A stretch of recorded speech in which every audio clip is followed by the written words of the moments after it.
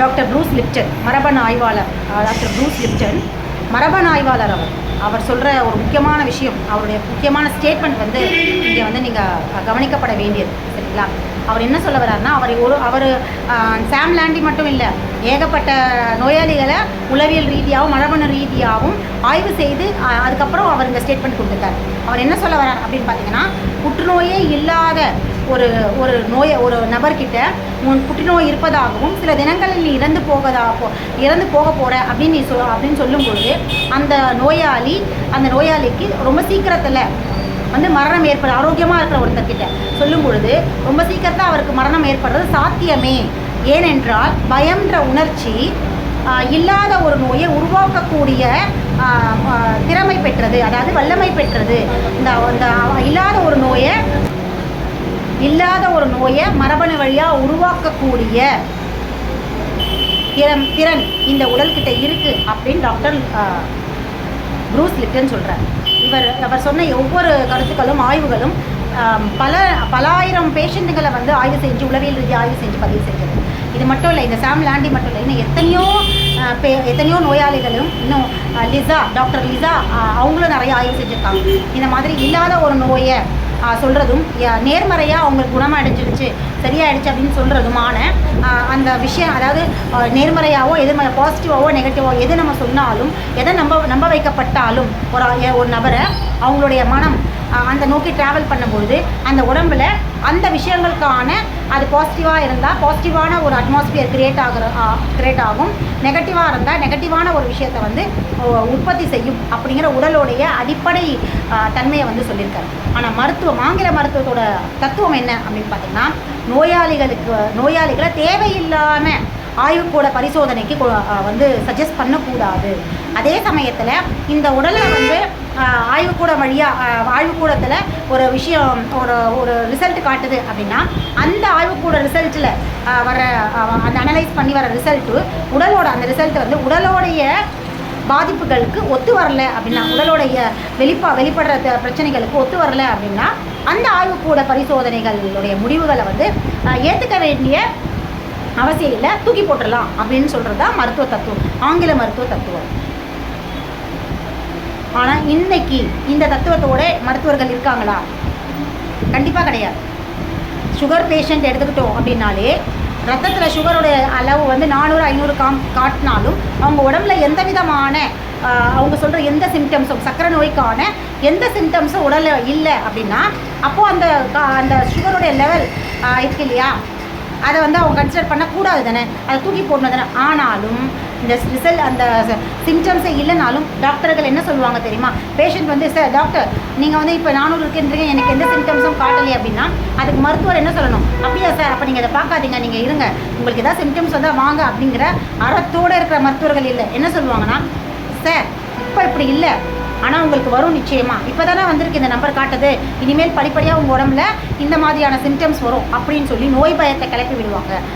அது வரைக்கும் அவர் சுகருடைய எந்த விதமான சிம்டம்ஸும் இல்லாத ஒரு ஆரோக்கியமான நபர்கிட்ட இந்த நம்பரை சொல்லியும் இனிமேல் உங்ககிட்ட இந்த சிம்டம்ஸ்லாம் காட்டும், ஏன்னா உங்கள் உடம்புல சுகர் ஏறி இருக்குது அப்படின்னு சொன்ன நிமிஷத்துலேருந்து அந்த நோயாளி மனதளவில் பாதிக்கப்படுறார். அப்போ உளவியல் ரீதியாக அவருக்கு வந்து சுகர் இருக்கிறதா நம்ப வைக்கப்படுது. அப்போ சுகர் நம்ப வைக்கப்படும் பொழுது அவருடைய மனம் வந்து அதையே நோக்கி ட்ராவல் பண்ணும்போது தன்னுடைய உடம்பை வந்து அவர் கவனிக்க ஆரம்பிக்கிறார். சுகர் அப்படிங்கிற ஒரு உளவியல் ரீதியான குழப்பத்தோடையே அணுகும் பொழுது அதாவது தனக்கு காலில் எரிச்சல் இருக்கா நம்முடைய கவனம் முழுக்க அந்த பாதத்தையே இருக்கும்பொழுது இல்லாத எரிச்சல் வரும். அதாவது மற்றபடி யூரின் அடிக்கடி தனக்கு நார்மலாக ஒரு குளிர்காலத்துலையோ மழை காலத்துலையோ அடிக்கடி வர யூரினையும் அவர் தனக்கு சுகர் இருக்குது அப்படின்னு நம்ப வைக்கப்படும் பொழுது அதோடு இதை ரிலேட் பண்ணதுக்கப்புறமா என்ன ஆகும்னா இல்லாத ஒரு சுகர் அதுக்காக வெளியேற யூரின் அதே மாதிரி அவர் என்னென்னலாம் தனக்கு வந்து சுகருக்கான சிம்டம்ஸாக நினைக்கிறதோ அது அத்தனையும் அவர் உடம்புல வெளிப்படும். ஏன்னா இங்கே நோயை பற்றின ரீதியை கிளப்பி விட்டுருக்காங்க. ஆனால் மருத்துவத்துடைய இன்னொரு தத்துவம் என்ன சொல்லுது அப்படின்னு பார்த்தா கோட்பாடு என்ன சொல்லுதுன்னா, பேஷண்ட்டுகள்கிட்ட நோயை பற்றின எந்த விதமான பீதியையும் கொடுக்கக்கூடாது, சொல்லக்கூடாதுன்றது தான் விஷயம். இதை பற்றி நான் 2 நாளுக்கு முன்னாடி கூட நான் சொல்லியிருக்கேன். அதாவது ஆய்வுக்கூடத்தில் ரத்த பரிசோதனைகள் இல்லை சிறுநீர் பரிசோதனைகள் இது எல்லாமே டாக்டர்களுடைய அளவுகோல், அதாவது அவங்க கொடுக்குற மெடிசின்ஸ்க்கான ஒரு மெஷரிங் ஸ்கேல் தானே ஒழிய அது நோய் இல்லை. அது பேஷண்ட்டுகள்கிட்ட கடத்தக்கூடாது அப்படிங்கிறது ஆரம்ப கட்ட லேப் அதாவது பரிசோதனைகள் அப்படின்னு கண்டுபிடிச்ச ஆய்வாளர்களுடைய ஒரு மெத்தட். அதுதான் அவங்க அடிப்படையாக அவங்களோட நோக்கமும் அவங்களுடைய விஷயமும் என்னென்னா, இது டோசேஜ்க்காக, அதாவது மெடிசின் கொடுக்குற டோஸுக்காக தான் இந்த மெஷரிங் ஸ்கேல் உடைய நோயாளிகளுக்கு வந்து இந்த நோயை பற்றி சொல்கிறதுக்கான ஒரு விஷயம் கிடையாது. இதை பற்றி அவங்களுக்கும் இந்த ஆய்வுக்கூட ரிசல்ட்டுகளுக்கும் பேஷண்ட்டுகளுக்கும் எந்த சம்மந்தமும் கிடையாது. அதை பற்றின நாலேஜ் அவங்களுக்கு சொல்லவே கூடாது. அதை நோயாகவே ஃபஸ்ட்டு கன்வே பண்ணக்கூடாது. அப்படிங்கிறது தான் லேப் முதல் ஆய்வுக்கூடங்களில் இருக்கிற டெஸ்ட்டுகளை கண்டுபிடிச்ச ஆய்வாளர்களுடைய நோக்கம். ஆனால் இப்போ இருக்கிற மருத்துவர்கள் ஃபஸ்ட்டு செய்கிற விஷயமே நோயை பற்றின பயத்தை உண்டு பண்ணுறது தான். அதுக்கப்புறம் தான் மற்ற எல்லாத்தையுமே. ஜுரத்துக்கு போனாலும் இல்லை ஒரு சின்ன ஆக்சிடென்ட் அடிபட்டிருக்குன்னு போனால் கூட அவங்க ஃபஸ்ட்டு சொல்கிற விஷயம் போய் சுகர் டெஸ்ட் பண்ணிக்கலாம். ஏன் அப்படின்னா இந்த ஒரு விஷயத்தோடே இவங்க போயிடக்கூடாது. திரும்பி தன்கிட்ட வரணும், சிகிச்சைக்காக வரணும் அப்படிங்கிற ஒரு வணிகம் அப்படின்ற ஒரு நோக்கத்தோடு அவங்க சுகர் டெஸ்ட் எடுக்க சொல்லி அவங்கள வந்து நோயாளிகளாக மாற்றிக்கிட்டு இருக்காங்க. அந்த டெஸ்ட் வழியாக தொடர்ந்து அவங்கக்கிட்ட ட்ரீட்மெண்ட் எடுக்க வைக்கிற ஒரு உத்தியாக தான் இன்றைக்கி வந்து டாக்டர்ஸ் அந்த நோக்கத்தோடையே தான் உட்காந்து ட்ரீட்மெண்ட் பார்த்துக்கிட்டு இருக்காங்க. அது மட்டுமா, இன்றைக்கி ஒவ்வொரு விளம்பரங்கள் டிவியில் காட்டுற ஒவ்வொரு விளம்பரங்களும் எதை அடிப்படையாக இருக்குது? மருத்துவ அமைப்புகளுடைய லிங்கோட தான் இருக்கிறாங்க. எல்லா விளம்பரங்களுமே மருத்துவத்தை கனெக்ட் பண்ணிடுறாங்க. ஆனால் இந்த மருத்துவத்தோடு கனெக்ட் பண்ணக்கூடாதுன்னு தான் சட்டம் சொல்லுது. விளம்பரங்கள் வேறு, மருத்துவம் வேறு அப்படிங்கிறது தான் சட்டம் இன்றைக்கி சொல்லுது.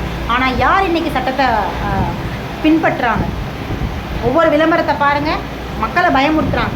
டாக்டர்ஸ் ஒரு பக்கம் பயமுறுத்திக்கிட்டு இருக்காங்க அப்படின்னா அதையும் தாண்டி விளம்பரங்கள் பயமுறுத்துது. ஏன் விளம்பரங்கள் பயமுறுத்துகிறாங்க? விளம்பரம் சொல்கிறத நம்ம ஏன் பயப்படுறோன்னா, விளம்பரங்களில் வர்ற ஒவ்வொரு ஆர்டிஸ்ட்டும் போட்டுட்டு வர்றது என்ன தெரியுங்களா? ஒயிட் கோட்டோடு வரும்பொழுது நம்ம கண்களுக்கு அவங்க ஒரு டாக்டராக தான் தெரியுறாங்க. அப்போது ஒரு டாக்டர் வந்து டிவியில் விளம்பரம் பண்ணும்பொழுது என்னவா நமக்குள்ளே ஏற்பட்டிருக்கு? டாக்டர் சொல்கிறாங்க, அப்போ உண்மையிலேயே அதுக்கு பின்னாடி உண்மை இருக்கும் அப்படிங்கிற ஒரு இடத்துல நம்ம அந்த விளம்பரத்தை பூர்ணமாக நம்புகிறோம்.